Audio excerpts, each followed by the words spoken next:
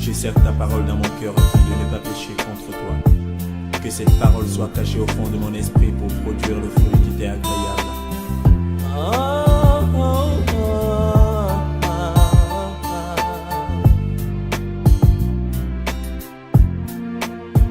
Plus que jamais, j'aime ta parole.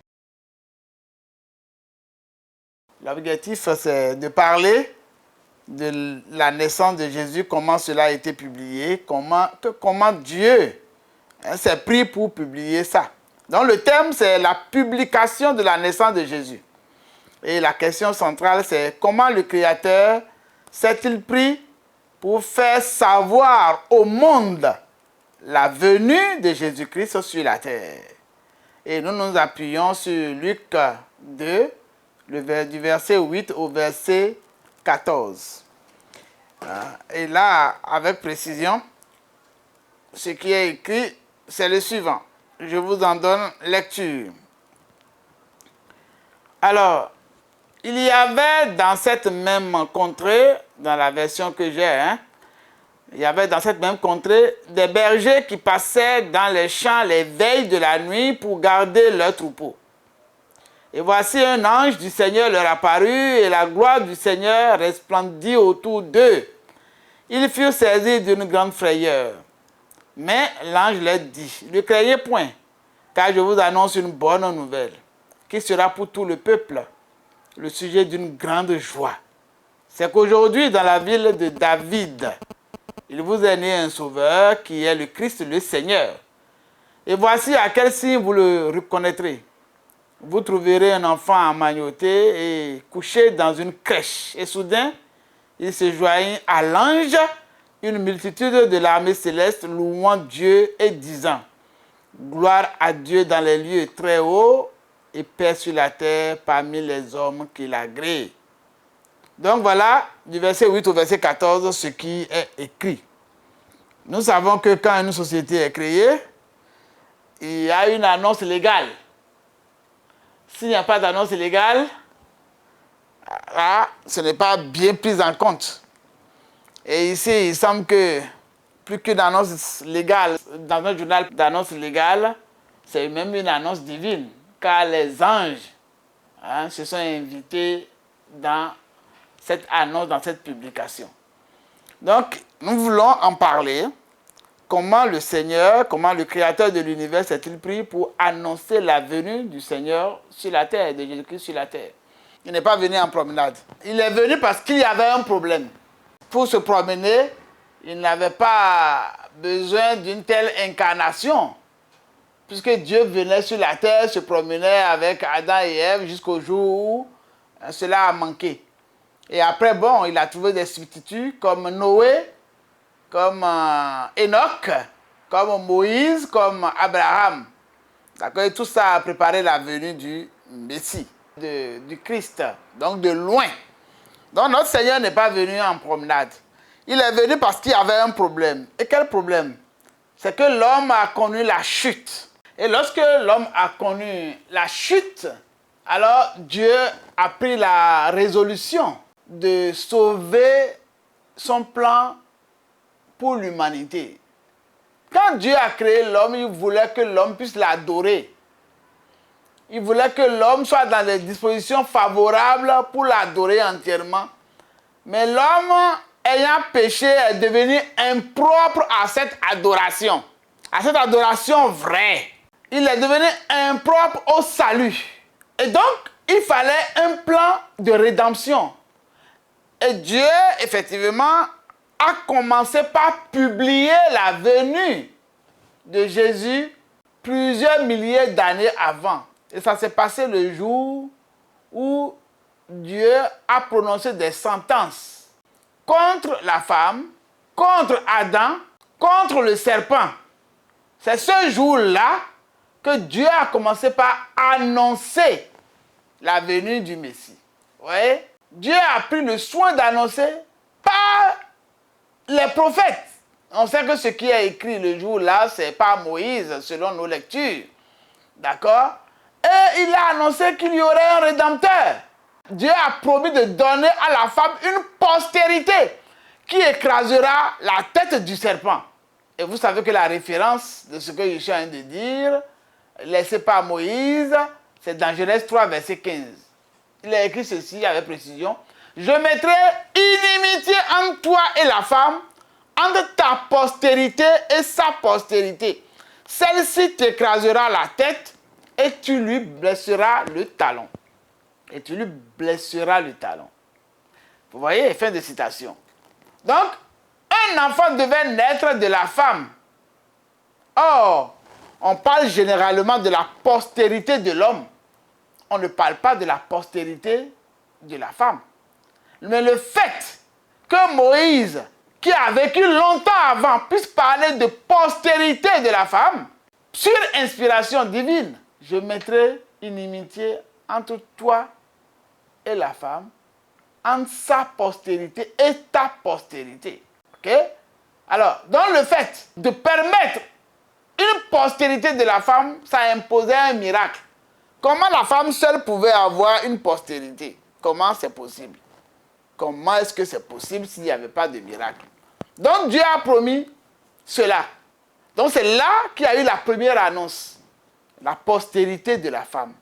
La femme seule, sans le concours d'un homme au masculin, devrait mettre au monde quelqu'un qui allait finir le combat avec Satan. Et celui-là, plus tard, se révèle être Jésus-Christ. C'est de là que c'est parti. Alors, quand on regarde bien aussi, on voit qu'il y a eu une promesse faite à Abraham. Abraham, considéré également comme le père de la foi, et comme étant un prophète, même s'il n'est pas cité parmi les prophètes, mais il l'a prophétisé. Voici ce qu'il a dit à Abraham dans Genèse 12, verset 3. Il a écrit, « Je bénirai ceux qui te béniront, et je maudirai ceux qui te maudiront, et toutes les familles de la terre seront bénies en toi. » Toutes les familles de la terre seront bénies en toi.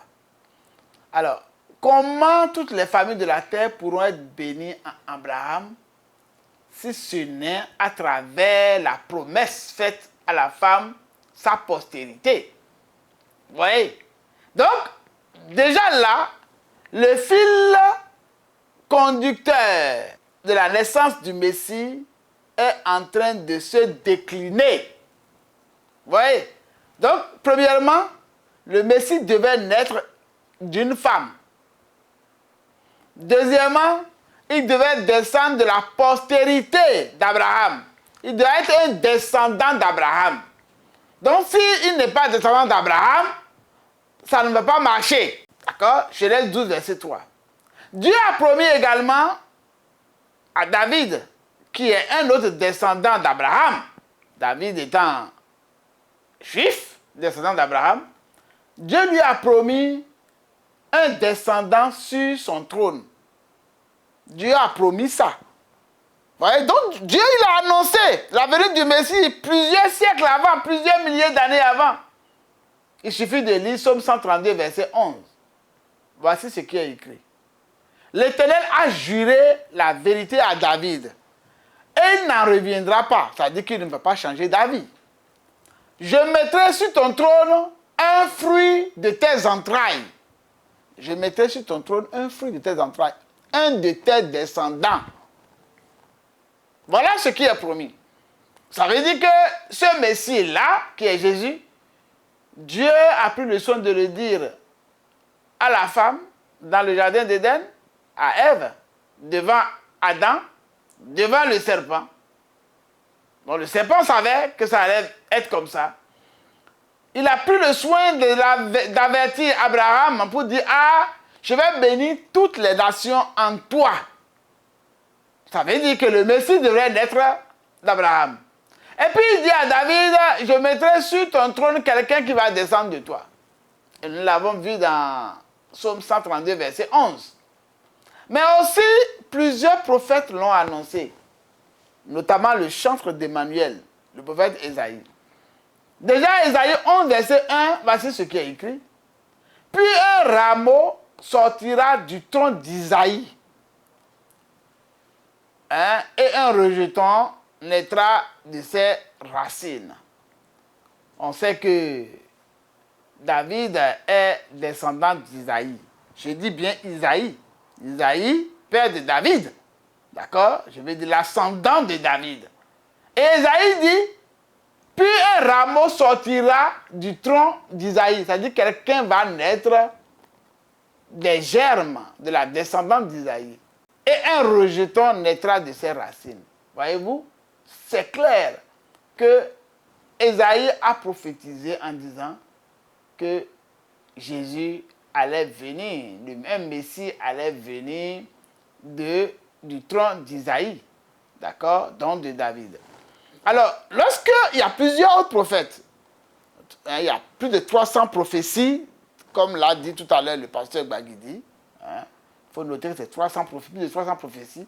Quand on prend par exemple Jérémie, 23, verset 5, il a écrit « Voici les jours viennent, dit l'Éternel, où je susciterai à David un germe juste. » Un germe juste. Le germe là, c'est la semence. Une semence juste. Voyez-vous? Il régnera en roi et prospérera. Il pratiquera la justice et l'équité dans le pays. Voilà ce qui est écrit. Et ces passages-là sont bien en harmonie avec Acte 13, verset 23.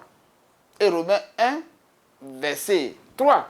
Dans Acte des Apôtres, dans le Nouveau Testament, voici ce que l'auteur de ce livre a écrit. C'est de la postérité de David que Dieu, selon sa promesse, a suscité à Israël un sauveur, qui est Jésus. Avant sa venue, Jean avait prêché le baptême de repentance à tout le peuple d'Israël. Vous voyez? Donc, les apôtres même de Jésus, d'accord, ont vécu ça. Et un des auteurs, on attribue le livre d'Actes à Luc, le médecin. Voilà ce qu'il a dit. Vous voyez, quand on vérifie dans le Nouveau Testament, donc on voit que Jésus est né de David comme ça a été promis. Quand vous prenez aussi Romains 1, verset 3, il est écrit Paul, serviteur de Jésus-Christ, appelé à être apôtre, mis à part pour annoncer l'évangile de Dieu, qui avait été promis auparavant de la part de Dieu par ses prophètes dans les Saintes Écritures et qui concerne son fils, né de la postérité de David selon la chair. Vous voyez, c'est suffisamment clair que dans la pensée biblique, Jésus a été annoncé avant même qu'il ne naisse sur la terre. Alors, donc quand on regarde les écrits, les 4 évangiles du Nouveau Testament, nous découvrons comment le Fils de Dieu est venu prendre sa place dans cette postérité d'Abraham et dans notre humanité qu'il devrait renouveler. Nous voyons cela. Mais avant d'y arriver, on peut citer d'autres passages comme le réclame déjà mon frère bien-aimé et chaleureux, Sokegbe Gérard. On regarde par exemple dans Michée 5, verset 1, il est dit avec précision que Jésus, le Messie promis, devrait naître d'une vierge à Bethléem. D'une vierge à Bethléem. Il devrait naître d'une vierge. Donc c'est prévu par le prophète Michée. Vous voyez? Qu'il devrait sortir de la tribu de Juda. Quand on prend Genèse 49, verset 10. Vous voyez? Il doit sortir de la tribu de Juda. Qu'il devrait être précédé d'une voix qui crie dans le désert. Dégagez le chemin du Seigneur, rendez droit ses sentiers ou aplanissez ses sentiers. La voix en question est celle de Jean-Baptiste, dans Isaïe 40, verset 3. Qui devait monter sur un ânon, dans Zacharie 9, verset 9. Qu'il serait trahi même par un de ses amis, dans Somme 41, verset 10. Et que ses mains et ses pieds seraient percés. Dans Somme 22, verset 17. Mais malgré toutes ces annonces-là, question curieuse, qui a cru? Qui a cru? C'est la question que Ésaïe s'est posée. Dans Ésaïe 53, versets 1 à 10. Qui a cru à ce qui nous a été annoncé? Qui a reconnu le bras de l'Éternel? Il s'est élevé devant lui comme une faible plante, comme un rejeton qui sort d'une terre desséchée. Il n'avait ni beauté ni éclat pour attirer nos regards et son aspect n'avait rien pour nous plaire. Méprisé et abandonné des hommes, homme de douleur et habitué à la souffrance, semblable à celui dont on détourne le visage. Nous l'avons dédaigné, nous n'avons fait de lui aucun cas. Cependant, ce sont nos souffrances qu'il a portées, c'est de nos douleurs qu'il s'est chargé. Et nous l'avons considéré comme puni, frappé de Dieu et humilié. Mais il était blessé pour nos péchés, brisé pour nos iniquités. Le châtiment qui nous donne la paix est tombé sur lui, et c'est par ses meurtrissures que nous sommes guéris. Nous étions tous errants comme des brebis. Chacun suivait sa propre voie et l'Éternel a fait retomber sur lui l'iniquité de nous tous. Il a été maltraité et opprimé. Il n'a point ouvert la bouche, semblable à un agneau qu'on mène à la boucherie et une brebis muette devant ceux qui l'attendent. Il n'a point ouvert la bouche.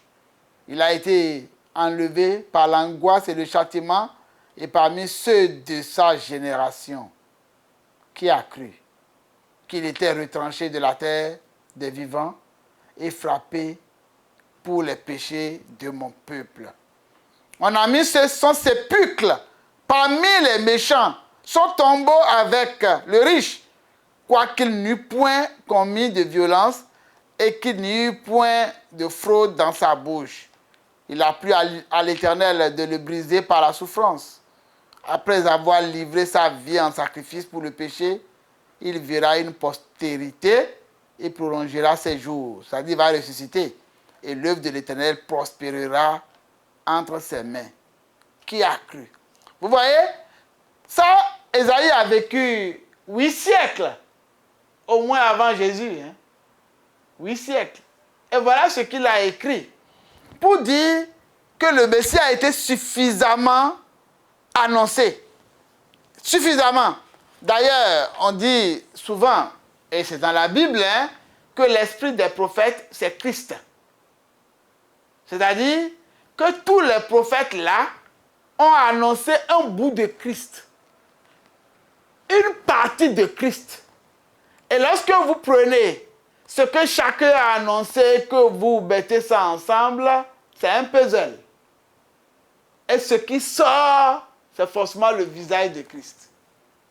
C'est un peu comme si vous prenez un animal sur une feuille, le dessin d'un animal, que vous découpez en 50.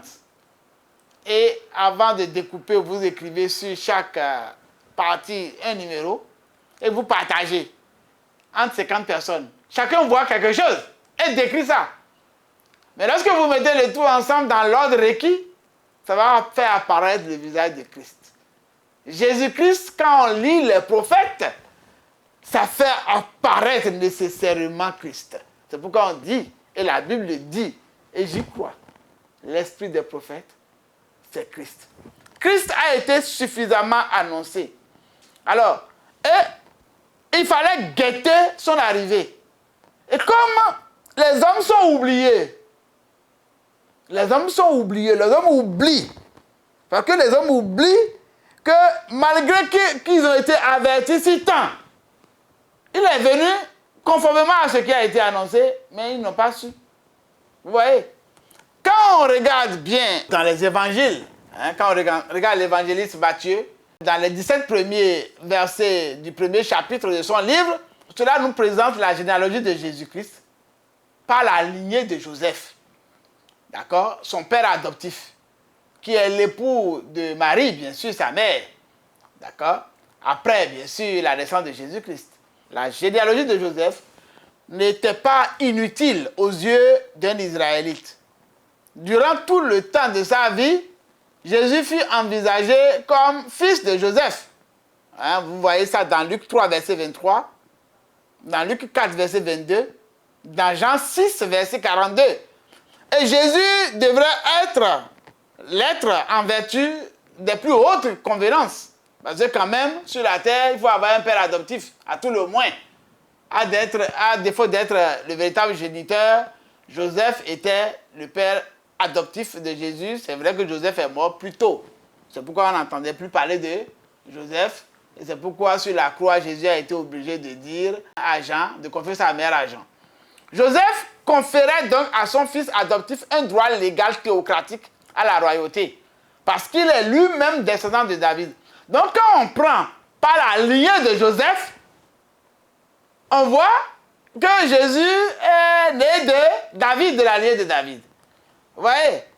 Et dans cette généalogie-là, décrite par Matthieu, on voit qu'il y a des femmes. Il y a plusieurs femmes qui sont citées, curieusement. Par exemple, Rahab, par exemple, Ruth, par exemple, la femme d'Uri, par exemple, Marie. Comme si nous étions dans une dispensation exceptionnelle qui met les femmes à l'honneur. Donc là, les femmes sont à l'honneur. Ok? Et principalement avec Marie, les femmes sont à l'honneur. Donc la postérité de la femme qui va écraser la tête du serpent, ça se dessine avec précision. Toujours dans cette généalogie, nous voyons qu'il y a une série de 14 générations. Je vais revenir sur cette notion de 14 générations quand nous allons aborder le contexte juif du Nouveau Testament. Ça a bien une signification. Comme pour dire qu'après chaque série, il y a eu un événement important. Et dans ces conditions, il était normal que après la troisième série, qu'on s'attende à un autre événement important comme la naissance du Messie. Ouais, vous savez que le chiffre 3, c'est le chiffre du ciel. Il y a une première série de 14 générations. Après, on parle de 14 autres. Et la troisième 14, là, quelque chose devait se passer. Et Dieu a caché son plan, et puis quelque chose s'est passé effectivement. Et c'est dans cette troisième série de 14 générations que Jésus est né. Autre précision que je peux donner, c'est que dans la première série énumérée, cela est conforme à 1 Chronique, chapitre 1, verset 34. Vous voyez, c'est conforme. Aussi 1 Chronique 2, verset 1 à 15. D'accord? Quand on regarde aussi dans la seconde série, nous voyons qu'il y a des rois qui ont été retranchés, comme à Shazia, Joas, Amazia. Quand on fait l'histoire du peuple d'Israël, il y a certains rois dont les noms ont été cités, ont été enlevés exprès, comme si l'auteur ne voulait pas qu'on puisse parler d'eux. D'accord? Mais dans la troisième série, eh bien, c'est composé en grande partie des noms inconnus qui n'ont pas été puisés dans des sources bibliques. Cela ne comprenait que 13 noms véritablement. Alors, il est possible que cet oubli, cet oubli-là, soit voulu par Dieu, qui voulait effacer peut-être certains noms qui n'ont pas été de bons noms, comme les noms de Caïn, comme aussi la génération de Noé qui a été effacée par le déluge. C'est bien possible. Il est possible que ce soit une erreur de copiste, mais c'est aussi possible que c'est la volonté de Dieu, tout simplement. Alors, dans cette généalogie, ce qu'on peut noter, toujours dans Matthieu, c'est qu'il y a des pécheurs et des pauvres. Quand on dit on voit Rahab, ça c'était pécheur. C'était une dame qui était connue, était célèbre pour ses péchés. Ok? Comme Ruth. D'accord? Donc c'était des pécheurs vraiment de renom. Ruth Moabite. Ok? Ça veut dire que Dieu ne fait exception de personne. Même si vous étiez destiné à être rejeté, si vous passez par la repentance, Dieu peut faire de grandes choses par vous. Il peut passer par vous pour accomplir de grandes choses. Mais il y avait également des pauvres, des pauvres comme Marie et comme Joseph, qui n'avaient même pas pu avoir les moyens nécessaires pour offrir un lieu de naissance les plus confortables possibles à leur enfant. Et même au moment de faire le sacrifice après le 40e jour, ils n'ont pas pu avoir le mouton nécessaire, ils ont dû offrir pigeon. Comment c'était possible? Donc, que tu sois riche ou que tu sois pauvre, Dieu peut te prendre en compte. Dieu veut composer avec toi. Et Jésus est né de pauvres et de pécheurs. Alors, si Matthieu a adressé son livre aux Juifs en relevant que Jésus est fils d'Abraham, et de David, Marc, lui, adresse son écrit à une destination universelle. D'accord? Alors, c'est pourquoi il s'est contenté de nommer Jésus fils de Dieu, destination universelle. Par contre, Luc, lui, il a présenté la généalogie de Jésus par Marie. Vous voyez?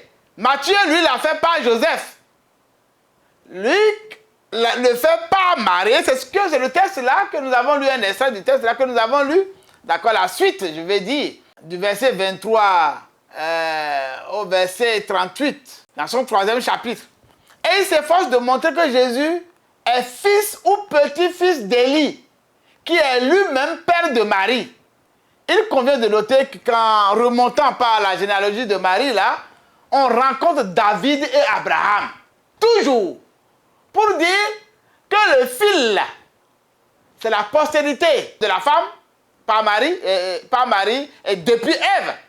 C'est Abraham et c'est David, nécessairement. Ok?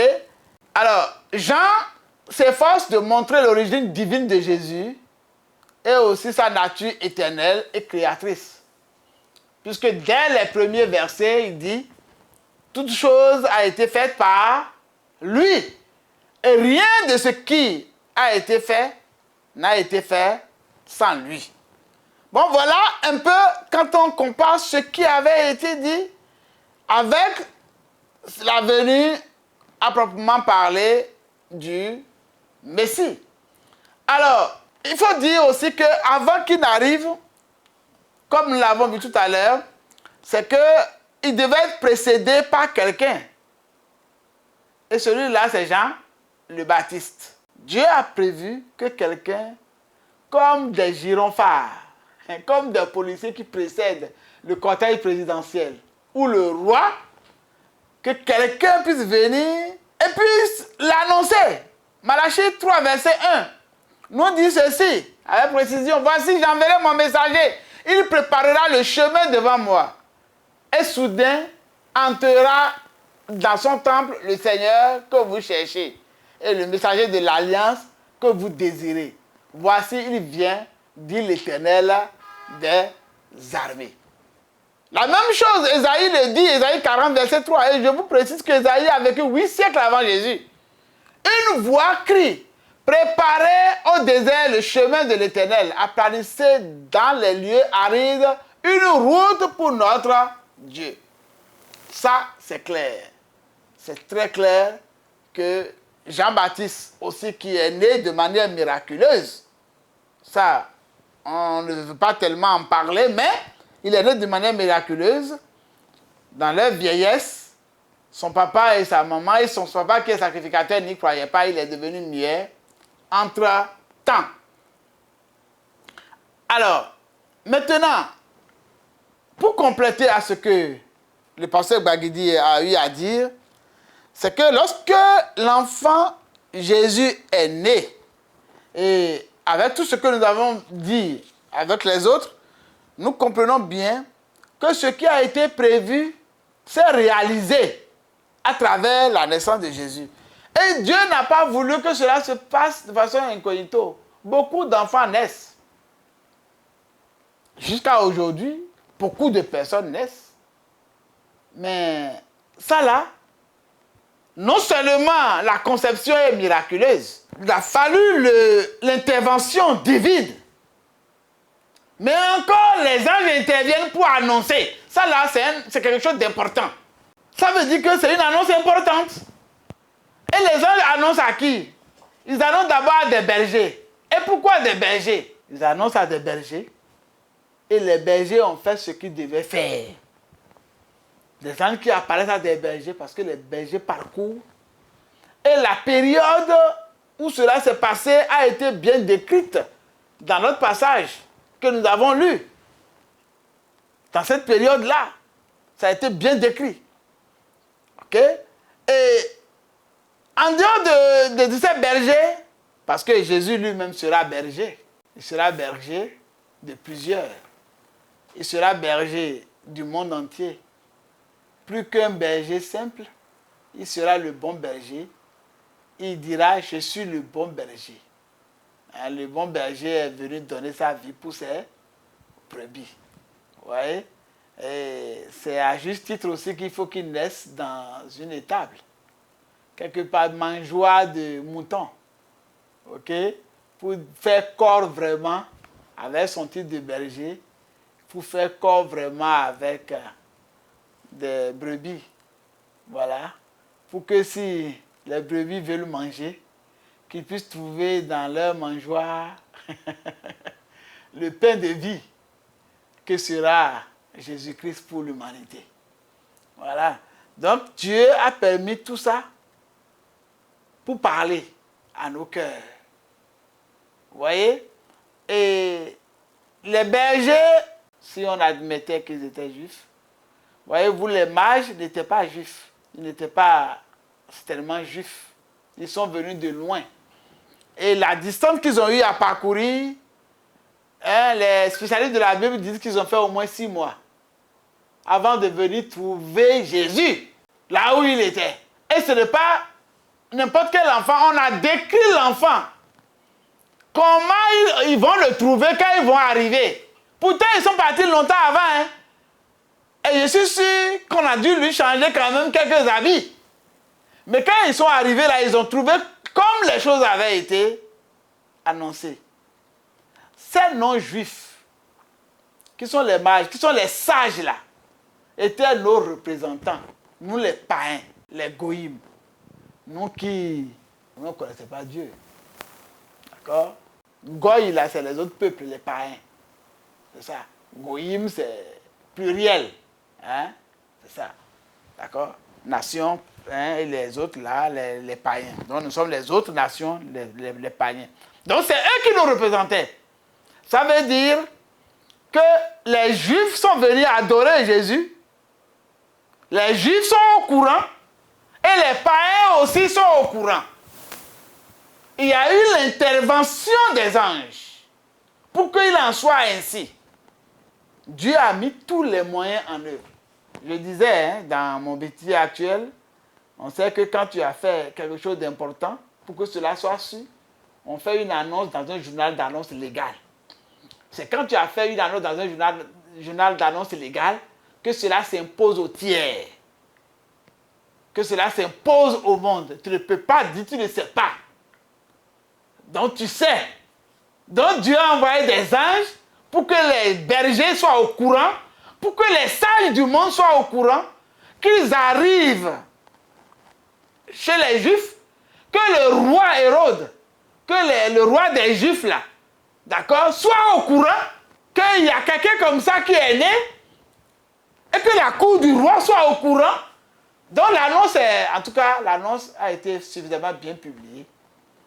Et dans les Écritures que nous voulons de parcourir depuis l'Ancien Testament et le Nouveau, jusqu'au Nouveau Testament, nous comprenons que cette publication-là a été suffisamment faite et bien faite. Et la cohérence dans l'enchaînement des événements sur plus de 6000 ans depuis la création du monde atteste bien que Dieu a un plan de salut pour l'humanité. Je disais en introduction, dans mes propos liminaires, que Jésus n'était pas venu en promenade sur la terre simplement. Il est venu parce qu'il y avait un problème. Il est venu sur la terre pour écraser la tête du serpent. Pour vaincre Satan, définitivement. Pour permettre à l'homme de retrouver sa dignité, de prendre contrôle sur le monde qui a été usurpé par Satan, de récupérer la domination. Donc Jésus est venu pour le vaincre et il a vaincu sur la croix. À une autre occasion, on en parlera avec précision. Et quand il a vaincu, il a dit tout est accompli. Et avant même la croix, et il a donné beaucoup d'enseignements. C'est à juste titre qu'il dira à ses disciples, voici, je vous donne le pouvoir. Je vous donne le pouvoir de marcher sur les serpents, sur les scorpions et sur toute la puissance du malin, et rien ne pourra vous nuire. Parce qu'il a écrasé la tête du serpent. il est venu pour accomplir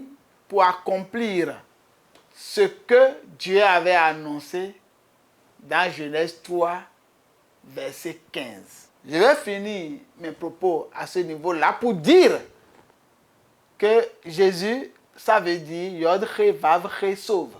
Ça veut dire, si on traduit selon la version 70, Yod He Vav He, c'est l'Éternel. Celui qui suit.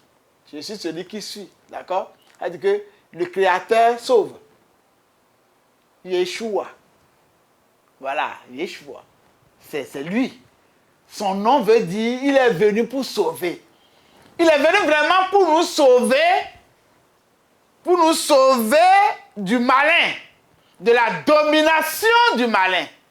Il est venu pour nous libérer de cette oppression, pour nous délivrer, pour récupérer ce qui était à nous et nous remettre cela entre nos mains.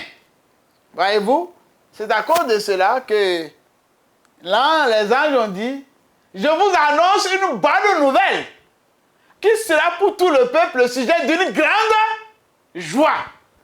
Voyez-vous, la naissance de Jésus, c'est une grande joie. Même si nous saisissons la balle au bon pour pouvoir fêter la naissance de Jésus le 25 à la place des fêtes des Lumières qui étaient à l'origine des fêtes païennes. Si nous aussi nous mettons cela à ce niveau-là, célébrons vraiment avec joie la venue du Messie. Nous qui l'avons connu. Et plus que cela, plus qu'un acte d'adoration, mais soyons les anges d'aujourd'hui. Soyons les bergers d'aujourd'hui. Soyons les mages d'aujourd'hui pour que jamais les voix ne s'éteignent pour annoncer cette venue du Messie qui a eu lieu il y a 2000 ans. Soyons aujourd'hui le journal d'annonce légal, le journal d'annonce divin. Publions cette bonne nouvelle. Jésus est venu. Depuis que le monde existe, c'est l'événement le plus important qui s'est passé. C'est la venue de Jésus-Christ.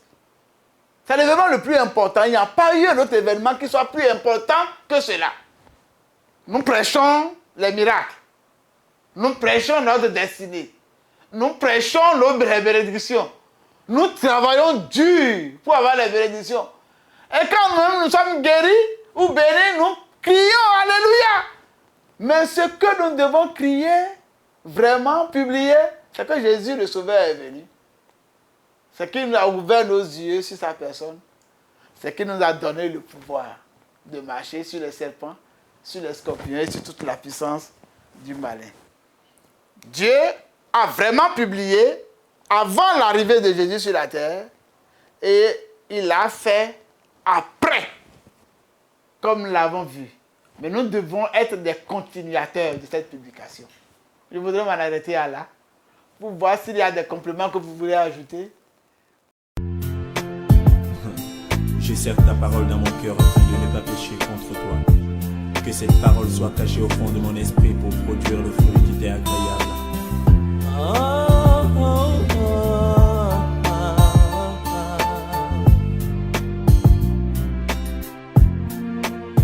Plus que jamais j'aime ta parole.